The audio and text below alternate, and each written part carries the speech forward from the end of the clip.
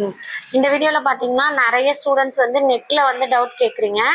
Neck வந்து round neck எப்படி, பா நெக் எப்படி வைக்கிறதுக்கா, அதே மாதிரி யூ நெக் எப்படி அப்படின்ச்சு. அதோட டவுட் தான், வாங்க கிளியர் பண்றேன் எப்படின்னு. இப்போ நெக் வந்து ரவுண்டு கேக்குறாங்க அப்படின்னா கொஞ்சம் மேல இருந்து பெண்ட் பண்ணிக்கோங்க. ஸோ இது வந்து ரவுண்ட் நெக்குக்கு வந்துடும் உங்களுக்கு இப்படி. இதே வந்து யூ நெக் கேட்பாங்க, அப்படியே பா மாதிரி வரணும் அப்படின்னு கேட்பாங்க.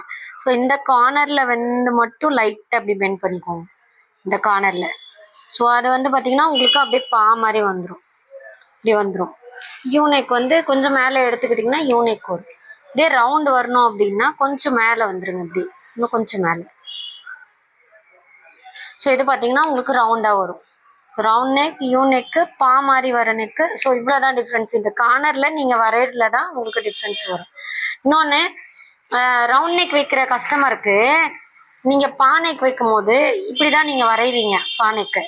அப்போ என்ன, இவ்வளோ இடம் உங்களுக்கு எக்ஸஸாக வருது இல்லையா, அப்போ என்ன அவங்க நெக்கு ப்ராடாக இருக்கும்னு சொல்லுவாங்க.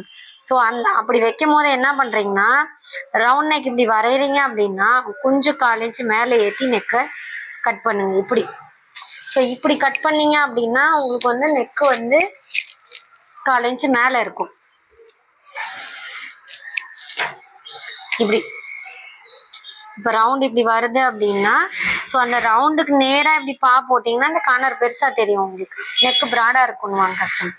ஒரு 1/2 இன்ச்சு மேலே ஏற்றிக்கும், 1/2 இன்ச்சும் 1 இன்ச் கூட. அப்போ என்னாவும் அந்த பெண்டு வளையிற தவிர உங்களுக்கு பெருசாகவும் தெரியாது, நெக்கும் கரெக்டாக வந்துடும். 1/4 இன்ச்சு நெக்கும் மேலே வச்சுக்கலாம். ஸோ இந்த வீடியோ உங்களுக்கு பிடிச்சிருந்தா நம்ம பேஜை ஃபாலோ பண்ணிக்கோங்க. தேங்க்யூ.